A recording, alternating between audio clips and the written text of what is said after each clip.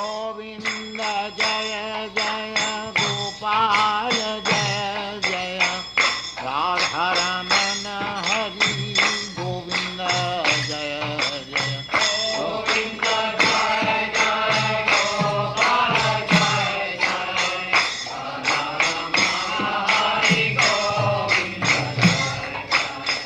गोविंद जय जय गोपाल नमो भगवते वासुदेवाय।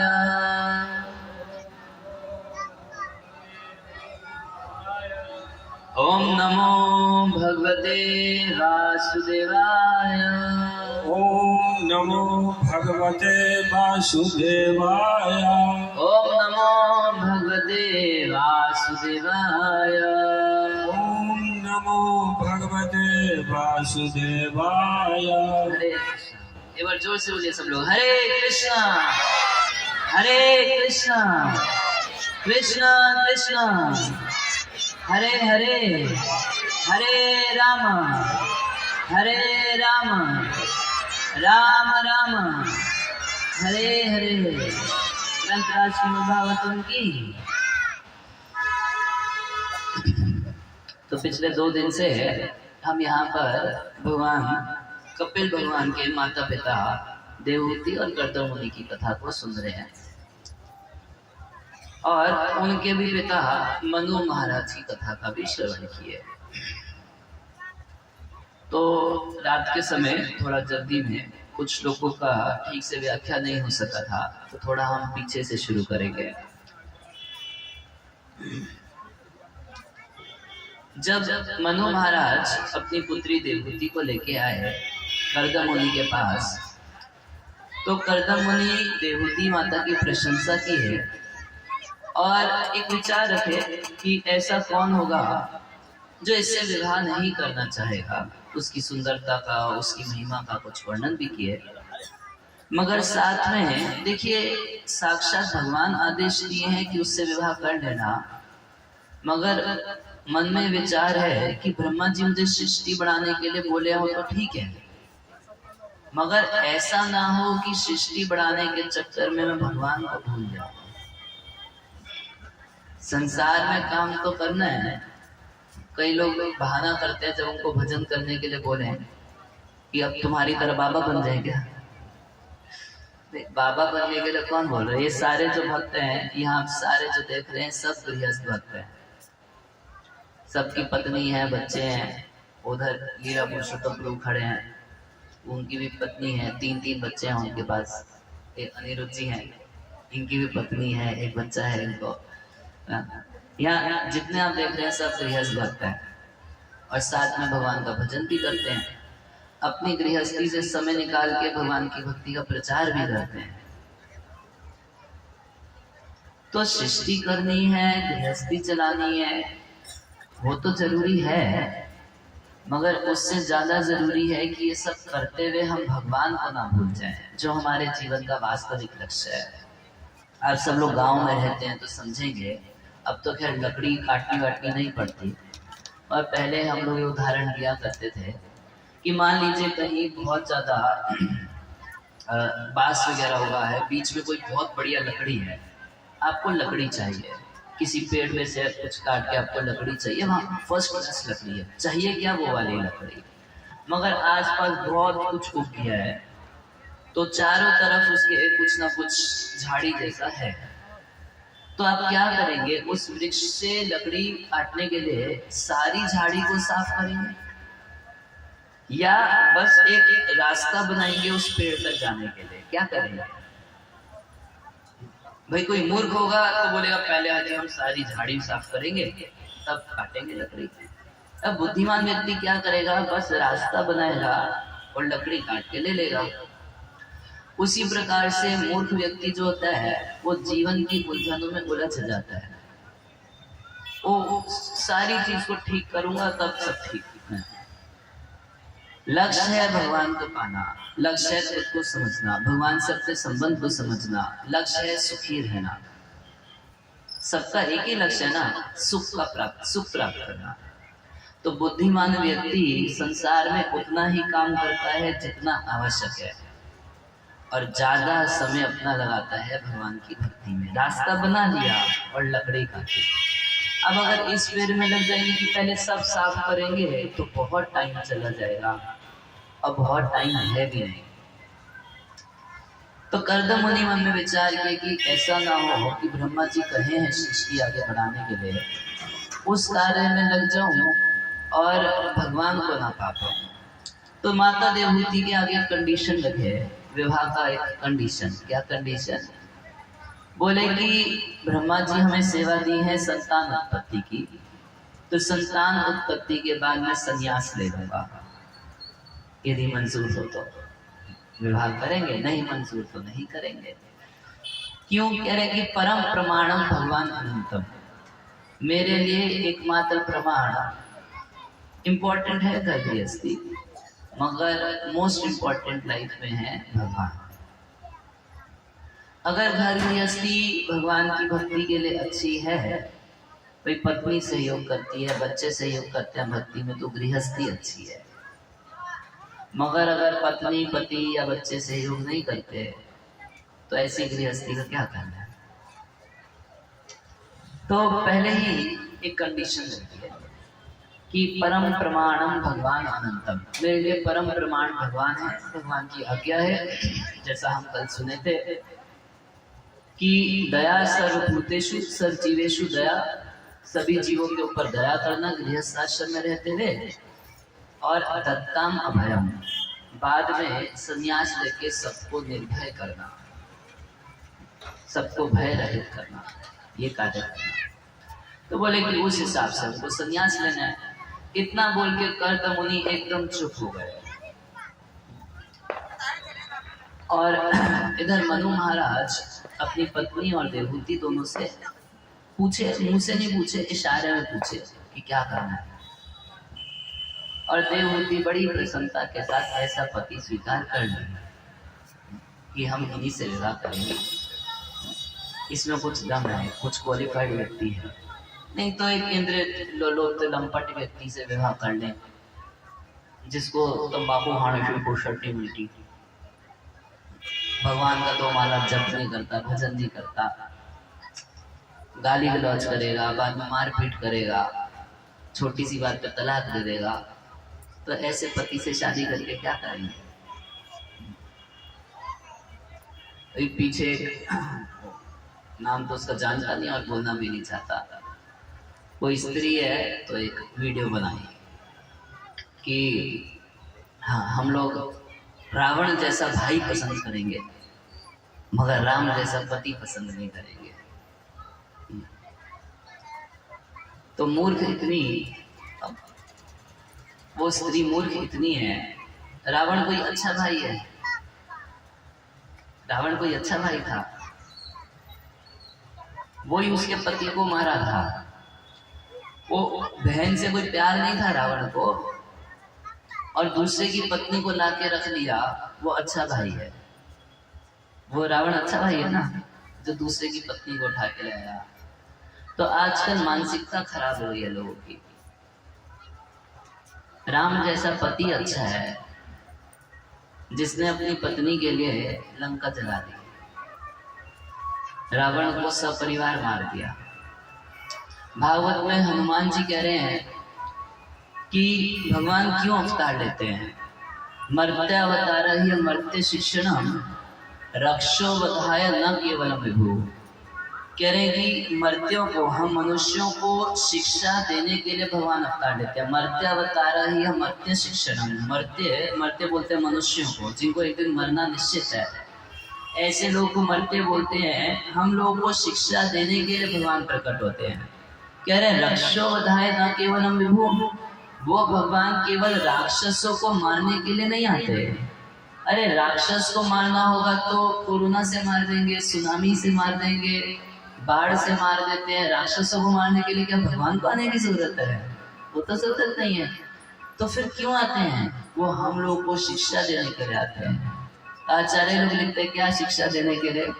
तो लिख रहे हैं कि पहली शिक्षा तो ये देने के लिए कि बेस्ट है कि पत्नी करो मत। देखो मैं पत्नी किया तो कितना रोना पड़ा। और दूसरी शिक्षा ये दे रहे हैं कि यदि विवाह कर लिया तो लंका राज रावण की पूरी लंका को जलाना पड़े और लंका सहित रावण और उसके परिवार सहित सबका नाश करना पड़े, तो भी अपनी पत्नी के लिए क्या करना चाहिए? 2 शिक्षा दे रहे हैं। तो देवहूति माता स्वीकार की गर्दा मुनि का प्रस्ताव और विवाह हुआ, और फिर मनु महाराज अपने घर वापस गए। ये सब हम कल सुन रहे थे कि किस प्रकार से बहिष्मती नामपुरी सर्व संपद समन्विता, वो बहिष्मतीपुरी पहुंचे जो सब संपदाओं से युक्त थी, मगर मनु महाराज वो सांसारिक सुख में उनकी रुचि नहीं थी। पहले के जो राजा हुए हैं वो राज ऋषि हुआ करते थे, राजा होते थे मगर ऋषि की तरह जीवन जीते थे। क्योंकि अगर राजा या कोई पोस्ट पे रहने वाला व्यक्ति तपस्या का जीवन नहीं जिएगा तो फिर वो सामाजिक लोगों का, जिनका उनको टेक केयर करना, उनका शोषण करने लगता है। तपस्या करता है, उसका चित्त पवित्र रहता है तो सेवा कर पाता है, और नहीं तो उन लोगों का शोषण करने लगता है। जैसा आजकल देखा जा रहा है, बहुत सारे मंत्री तपस्या नहीं करते, शराब ही उनका देखता है। तो वो क्या करते हैं? वो समाज का शोषण करते हैं केवल। तो पहले के राजा तपस्वी हुआ करते थे, सारी फैसिलिटी रहते हुए भी मनु महाराज उस फैसिलिटी का भोग नहीं किया करते थे। अपना ज्यादातर समय यज्ञों में और भगवान की कथा कीर्तन में बिताया करते थे। यही उनका दिनचर्या हमेशा से रहा। सभार्या सप्रजा कामा, कह रहे अपनी पत्नी के साथ और अपनी प्रजा के साथ। मनु महाराज का ऐसा अद्भुत शासन हुआ कि उसमें लोगों को वर्किंग आवर्स में, मतलब काम के समय, जैसे कोई लेबर रहता है उसका 8 घंटे का दिहाड़ी है, 8 घंटे उसको काम करना है, तो उसी 8 घंटे में उसको 3 साढ़े 3 घंटे हरि कथा सुनने का समय मिलता था, 4 साढ़े 4 घंटे काम करना होता था। सैलरी नहीं कटेगी, पैसे नहीं, पगार काटेंगे नहीं, वो कथा सुनने का भी एक तरीके से पगार देते थे। ऐसा अद्भुत शासन मनु महाराज किए। और ज्यादातर समय संगीय मानस सत्कीर्ति, जहां कहीं जाते थे तो वहां राजा के सम्मान के लिए हमेशा कुछ प्रोग्राम रखे जाते हैं। कोई प्राइम मिनिस्टर राजा घूमता है तो कुछ प्रोग्राम रखे जाते हैं, कल्चरल प्रोग्राम रखे जाते हैं राजा के लिए। तो जितने कल्चरल प्रोग्राम मनु महाराज के लिए रखे जाते थे उसमें भगवान का कीर्तन होता था, भगवान की कथा होती थी, और सब लोग उसमें आनंद से रहते थे। ऐसा राज्य। तो अनुबंधेन हृदय श्रवण हरे कथा, सब कुछ रहते हुए भी हृदय जो था उनका वो अनुबंधेना, एकदम बंधा हुआ था। किस चीज से बंधा हुआ था? तो राज्य से नहीं बंधा था, पत्नी से नहीं बंधा था, प्रजा से नहीं बंधा था, भोग ऐश्वर्य से नहीं बंधा था। उनका हृदय बंधा हुआ था श्रवण हरि कथा, हरि कथा को सुनने में उनका हृदय बंधा हुआ था। ये बहुत अच्छा लगता था। और इस तरीके से वो रहते थे, सारे भोग रहते थे उनके पास, मगर भोगा न शेकु भगवत परा, भोगों में उनकी आसक्ति, भोग अपनी ओर खींच नहीं पाते थे उनके चित्त को। उनका चित्त पूरा पूरा भगवान के श्रवण कीर्तन में लगा रहता था। तो कल मैं बोला कथा में कि जो भगवान का भजन करता है उसको शारीरिक मानसिक ये सब कलेश नहीं होते। तो रात को एक व्यक्ति मुझसे जिज्ञासा करा, प्रश्न किया कि ऐसा तो देखा जाता है कि भक्तों को भी बीमारी लगती है, शरीर में कुछ कष्ट आता है, कभी कुछ मानसिक चिंतन आ सकता है, और अगर बहुत ठंड पड़े तो क्या भक्त लोग जैकेट नहीं पहनते हैं? बहुत लोग भी जैकेट पहन लेते हैं। तो उसका प्रश्न था कि फिर ये कैसे कि जो भक्ति करता है उसको कलेश नहीं होता, बल्कि देखा जाता है कि उसको भी कलेश होता है। तो देखिए भागवत के शब्द को थोड़ा ध्यान से सुनना चाहिए। कह रहे शारीरा मनसा दिव्या वयस ये च मानसा भौतिकांश कथम क्लेशा बाधन्ते हरि संशय। जो भगवान हरि के आश्रय में रहते हैं, भगवत वचन करते हैं, भगवान की कृपा पर निर्भर रहते हैं, ऐसे लोगों को कलेश रहते हुए भी बांधते नहीं। एक साधारण व्यक्ति पूरा परेशान हो जाता है, थोड़ी सी जीवन में परेशानी आती है वो पूरा बत्ती गुल हो जाता है उसका। जैसे कंस था तो एक भविष्यवाणी हुई, अरे मूर्ख कंस। वो देवता लोग डरते थे कंस से इतना कि भविष्यवाणी करनी थी कि ये देवकी का 8वां पुत्र तुम्हें मार देगा। अच्छा, मन में तो था कि इसको मूर्ख बोल दो, मगर सामने से बोलने की हिम्मत नहीं थी। तो बादलों में छिपके देवता लोग एक आकाशवाणी किए, अरे मूर्ख कंस, जिस देवकी को तुम लेके जा रहे हो उसका 8वां गर्भ भी तेरा वध कर देगा। उस दिन भगवान के माता पिता वसुदेव देवकी का विवाह था और देवकी का भाई कंस बोला, मैं दीदी को इतना प्यार करता हूँ, मैं खुद रथ चढ़ा के लेके जाऊंगा, दीदी की विदाई है, छोड़ के आऊंगा। और एक आकाशवाणी हुई, वो रस्सी वस्सी सब छोड़ दिया, एक हाथ में देवकी की केश और दूसरी हाथ में तलवार, इसका अभी मर्डर कर दूंगा। कंस तो पूरा परेशान, मगर वहां भागवत में लिखा गया है कि वसुदेव के ऊपर कितना बड़ा संकट आया। अरे आज विवाह हो रहा है, अभी विदाई के समय ये साले साहब जो हैं ये अपनी बहन का केश पकड़ के तलवार ले लिया इसका मर्डर करने के लिए। तो वसुदेव के ऊपर बहुत बड़ा संकट है या नहीं है? मगर भगवान के भजन के कारण वसुदेव उद्विग्न नहीं हुए, बड़े आराम से कंस को समझाए। पहले तो समझाए, देखो कंस, मरना तो सबको है, आज नहीं तो कल, 7 दिन में नहीं तो 1 महीने में, 1-2 साल में, 10 साल में, नहीं तो 100 साल में मरना तो पड़ेगा। उसको आत्मा का ज्ञान दिए, आध्यात्मिक ज्ञान दिए, कंस को इस सबसे तो कोई लेना देना नहीं। तो वसुदेव तब भी एकदम डिस्टर्ब नहीं है। वसुदेव एकदम धीरता के साथ वसुदेव मन में सोचे कि मैं इसको वचन दे देता हूं कि जितने पुत्र होंगे एक एक करके सारे इसको दे दूंगा। तो कहने का मतलब यह है कि छोटी सी जीवन में परेशानी आई तो कंस परेशान हो गया बुरी तरह, और वसुदेव क्योंकि भगवान का भजन किए थे, बहुत भजन किए थे, इस वजह से बड़ी से बड़ा संकट आने पर भी वसुदेव विचलित नहीं हुए। वो दुख उनको बांध नहीं पाया। हम लोग के जीवन में तो दुख आता है, सर पकड़ के बैठ जाएंगे, पूरे दिन उसी की गाता गाते रहेंगे जो हमको परेशान करेगा। मगर जो भगवान का भजन करता है उसको संकट बांध नहीं पाते हैं। भाई ये शरीर तो जाएगा, ऐसा कोई व्यक्ति नहीं, चाहे कितना बड़ा साधु सन्यासी हो, जिसके शरीर में रोग नहीं लगेगा।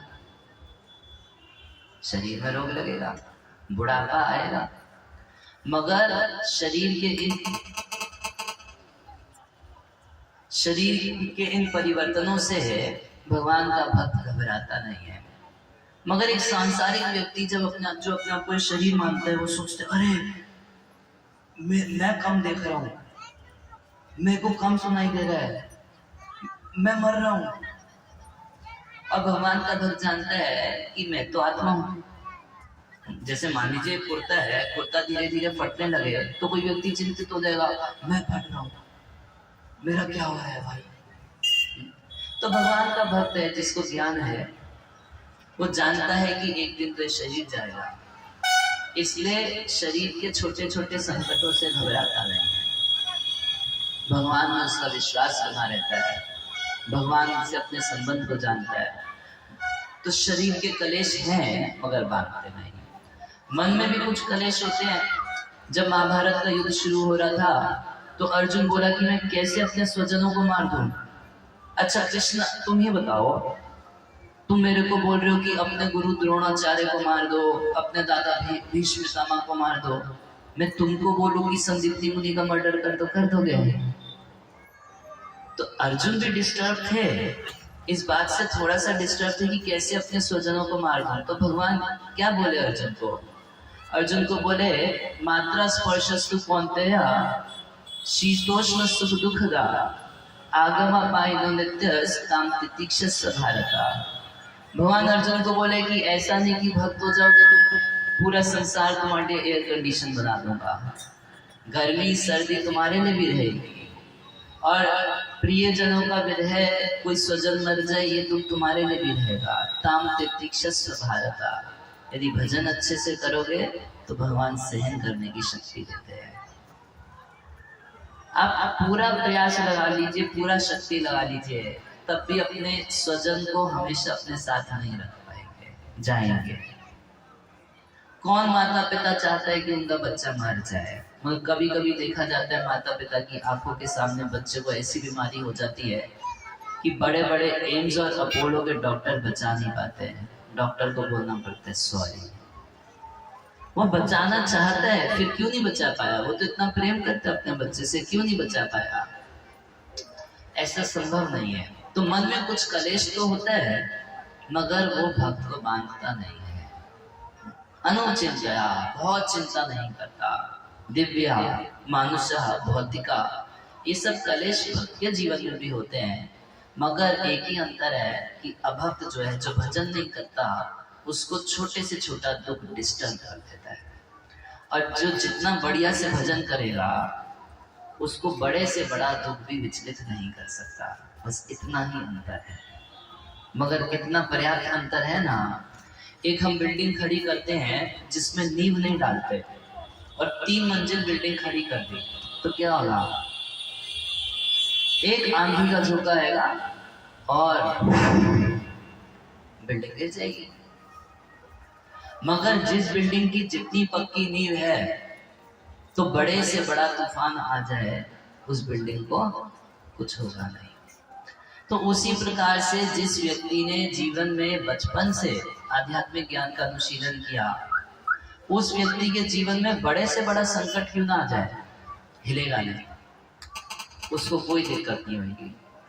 और जो व्यक्ति भगवान का भजन नहीं करता, चाहे अमीर से अमीर फिल्म स्टार क्यों ना बन जाए, सुसाइड कर लेता है। छोटे से छोटा संकट बर्दाश्त करना मुश्किल हो जाता है। तो भगवान के भजन की ये महिमा है कि जो भगवान के आश्रय में रहे, जो हरि भजन करे, नाम जप करेगा, भजन करेगा, चेतना शुद्ध रहेगी, तो संसार के संकट उसको बांधते नहीं है। यः पृष्टो मुनि भी प्राह धर्मा नाना विवाद शुभाम निर्णाम वर्ण आश्रमाणाम च सर्वभूत हित सदा।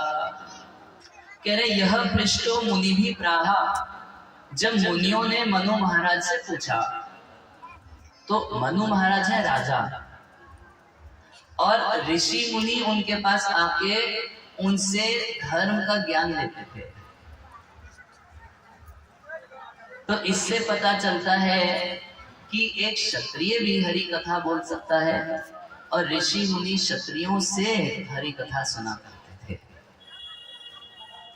इसलिए चैतन्य महाप्रभु बोले कीवा विप्र कीवा न्यासी शूद्र के निर्णय, जही तत्व कृष्ण, जही कृष्ण तत्व का से ही गुरु है। गुरु होने के लिए ब्राह्मण होना आवश्यक नहीं। साक्षात भगवान व्यासदेव, सब लोग गए भीष्म पितामह के पास। भीष्म पितामह कौन है? क्षत्रिय, ज्ञान दे रहे थे। और यहाँ लिखा है यह पृष्ठ मुनि भी प्राहा। सारे ऋषि मुनि जब पृष्ठ पूछे मनु महाराज से, तो धर्मा नाना विवाद शुभा, तो अत्यंत शुभ, अशुभ अमंगलमय नहीं, अत्यंत शुभ नाना प्रकार के धर्मों का वर्णन किए। तो पूछे भाई क्या धर्म का वर्णन किए? तो बोले निर्णाम वर्ण आश्रमाणाम, वर्ण आश्रम धर्म का निरूपण किए मनु महाराज। मगर ये धर्म कैसा है? ये शुभान, ये कल्याणमय धर्म है। तो देखिए, जब जब कलयुग आता है, तो कलयुग में कुछ ऐसे राजा होते हैं या राज कर्मचारी होते हैं जो वर्ण व्यवस्था की निंदा करते हैं, उसके ऊपर जाति सूचक होने का, जातिवाद फैलाने का कलंक लगाते हैं, और वर्ण आश्रम पद्धति का नाश करते हैं। जब कलयुग बीत जाता है, सतयुग आता है, तो मनु महाराज फिर से सत्धर्म की स्थापना करते हैं, वर्णाश्रम की स्थापना करके। ये ऐसा नहीं कि एक हमारे ही देश में कॉन्स्टिट्यूशन बनाते समय वर्ण आश्रम का विरोध किया गया। हर कलयुग में ऐसा होता है। वर्ण व्यवस्था जो है उसके ऊपर जातिवाद का आरोप लगा के उसकी निंदा करके लोगों को अधार्मिक बनाया जाता है। उनके कलेशों की दुख की परंपरा को वहीं से चालू किया जाता है। और जब पूर्ण वर्ण व्यवस्था खत्म हो जाती है और कलयुग के 10,000 साल तक, भागवत में पुराणों में लिखा गया है कि कलयुग के 10,000 वर्षों तक संकीर्तन आंदोलन चलता रहेगा। अब वर्ण व्यवस्था तो उतने अच्छे से नहीं चल रही है, बहुत मुश्किल हो गई है, मगर 10,000 वर्ष तक लोग संकीर्तन करके भगवत प्राप्ति कर लेंगे। जब कलयुग के 10,000 साल बीतेंगे तब तक गोवर्धन चले जाएंगे, यमुना जी अप्रकट हो जाएंगी, अनेक साधु संत इस पृथ्वी पर नहीं रहेंगे, कुछ विरले साधु संत ही रह जाएंगे।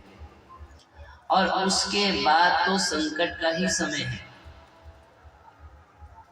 बताया गया है कि ऐसा समय आएगा जब लोग 20 साल की आयु तक में मर जाएंगे। अगर आपको विश्वास नहीं तो थोड़ा सा विचार करके देख लीजिए। 30 साल पहले लोग 95 तक जीते थे, अभी 75 तक जीते हैं। 100 साल बाद अभी जितने हम लोग यंग लोग हैं, हम लोग क्या सोचते हैं कितने साल तक आप जिएंगे। देखिए छोटे छोटे बच्चे पीठ झुका के बैठे हैं। इसका मतलब क्या है? इसको बोलते हैं बचपन में बुढ़ापे का आनंद ले रहे हैं, जवानी में बुढ़ापे का आनंद ले रहे हैं। यहाँ जो बूढ़े बूढ़े लोग हैं, पूछिए कि हम लोग की उम्र के थे तो पीठ झुका के बैठते थे कभी कभी, है ऐसे पीठ झुकी थी आप लोग की ना, एकदम सीधा। मगर अभी तो किसी को मैं बोल दिया तो कुछ लोग पीठ सीधी कर लिया, मगर आप देखिए 10 मिनट में ऐसे हो जाएंगे। तो हम लोगों ने तरक्की कर ली है, मेडिकल साइंस इतना एडवांस कर ली है, इतना एडवांस कर ली है कि दिल्ली को पुरस्कार मिला है। किस बात का पुरस्कार मिला है? भारत की राजधानी में सबसे ज्यादा अस्पताल है। वाह क्या बात है, क्या बात है। इतनी तरक्की कर ली, इसका मतलब यह है कि भारत की राजधानी में सबसे ज्यादा लोग बीमार हैं। वाह, ये है हमारी तरक्की का स्टैंडर्ड। समझ ही नहीं पा रहा व्यक्ति। ऐसा माया का पर्दा पड़ा है आंखों के सामने और चीजों को ऐसे प्रस्तुत किया जाता है हम लोगों के सामने कि हम सोच रहे हैं कि हम तरक्की कर रहे हैं, मगर क्या रियल में तरक्की है? नहीं, तरक्की है ना। हमारा जो राजधानी है भारत का, उसमें सबसे ज्यादा अस्पताल है और उसमें सबसे ज्यादा बेड वाले अस्पताल है। मतलब कि सबसे ज्यादा बीमार लोग रहते हैं। तो धीरे धीरे ऐसा समय आएगा जब 20 साल के लोग मर जाया करेंगे। धीरे धीरे ये उम्र, मेडिकल साइंस तरक्की करेगी और ऐसी एलोपैथिक दवाइयां आएंगी जो एक दवाई खाएंगे सर दर्द ठीक हो जाएगा, लीवर खराब हो जाएगा। आई गई है ना। आप लोग पढ़िए एक बार, इंटरनेट खोल के पैरासिटामोल खोज कीजिए, बहुत लोग खाते हैं। सर दर्द हुआ तो खा लिए गोली, और क्या करता है वो लीवर खराब कर देता है और थोड़ी देर के लिए सर दर्द ठीक कर देता है। हम सोचते हैं कि हम बहुत बढ़िया काम करते हैं, धीरे धीरे पाचन खत्म, लीवर खत्म, अनेक रोग उत्पन्न हो जाते हैं। तो ऐसा हर कलयुग में होता है। भैया बुरा मत मानिएगा, हम लोग का कलयुग में अवतार हुआ है तो कुछ तो अच्छे कर्म करके आए होंगे ना, कुछ तो पक्का किए होंगे बढ़िया से बढ़िया काम। भाई सत्युग में भी भगवान आए, त्रेता युग में भगवान आए, द्वापर में आए, तब भी बोले भाई शरणागत हो जाओ। राम जी आके बोले शरणागत हो जाओ, हम बोले राम। भगवान कृष्णा के बोले शरणागत हो जाओ, धाम ले जाऊंगा, अहम तुम सब पाप मोक्षयिष्यामि बोलना, नहीं जाएंगे। अरे चैतन्य महाप्रभु के रूप में आए 550 साल पहले, तब बोले कि मैं तो बहुत सस्ते में दे दूंगा, नाम संकीर्तन करो और चलो भगवान के धाम। यहाँ बहुत दिन रहना ठीक नहीं है। कोई भी अच्छा व्यक्ति इस संसार में नहीं रहना चाहेगा यदि इस संसार के स्वरूप पे थोड़ा विचार कर ले तो भी हम लोग बोल दिए ना, हम तो ऐसे ही रहेंगे। कुछ तो बढ़िया काम किए हैं, तब आज कलयुग में हम सबका अवतार हुआ है। तो हर कलयुग में ऐसा होता है। और जब ये कलयुग बीतता है तो मनु महाराज जो है फिर से सद्धर्म की स्थापना करते हैं और फिर सतयुग में सद्धर्म के अनुसार लोग आचरण करना शुरू करते हैं। तब तक जो सनातन धर्म है उसकी निंदा होती रहती है। कुछ साधु होते रहते हैं जो सनातन की रक्षा करते रहते हैं, कुछ असुर होते हैं जो सरकारी पोस्ट पोजीशन प्राप्त करके लोगों पे दबाव डाल के सनातन की निंदा करते रहते हैं। तो ये लड़ाई चलती रहती है पूरे कलयुग में। यह पृष्ठो मुनि भी प्राह धर्मा नाना विवाद शुभा निर्णाम वर्ण आश्रमण। ये जो वर्ण आश्रम व्यवस्था है ना, परसों दिन समझा दिया, इसलिए बार बार रिपीट नहीं कर रहा। परसों दिन बहुत वैज्ञानिक ढंग से समझा दिया कि ये एक वैज्ञानिक व्यवस्था है। समाज में सब लोग एक दूसरे के साथ मिलजुल के कैसे सुख से रह सकते हैं, इसमें जातिवाद का कोई गंध भी नहीं है। ये केवल हमारे शास्त्रों की निंदा की गई है किसी तरह अश्रद्धा उत्पन्न करने के लिए, और कुछ नहीं। सर्वभूत हित सदा, कैसे मनु महाराज प्रवचन कर रहे हैं जो सभी लोगों के हित के बारे में ही हमेशा सोचा करते थे। तो इस प्रकार से मैत्र मुनि कह रहे हैं कि मैंने आपको मनु का चरित्र सुनाया। मनु महाराज अपने घर चले गए